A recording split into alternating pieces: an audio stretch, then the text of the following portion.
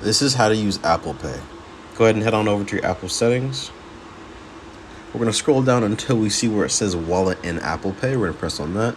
And of course, at the top, we're going to make sure the Apple Cash is enabled so we can start using Apple Pay. While you're at it, go ahead and enable the double-click side button as well. All right, once you have those enabled, instead of doing it from the settings, we're going to go on, head on over to Wallet on your phone. This should already be installed on your iPhone, and you will not be able to delete it because it is something that you need. Let's open it up. We're going to go in the top right to the plus icon. In order to use Apple Pay, we're going to need to connect our bank account or card. Let's go ahead and press on debit or credit card.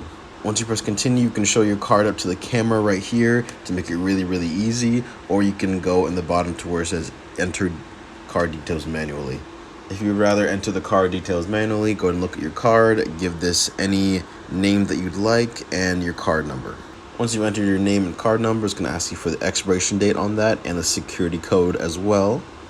And here are all the terms and conditions. Go ahead and press agree in the bottom right. And right there you see it is ready for Apple Pay. And here will be an option if you'd like to set it as your default card. So when you double click your home screen, then this is the first card that will pop up. I'm going to go ahead and do that. All right, once you've successfully added a card, it should be down here in the Wallet app located. So this is the card that I just added.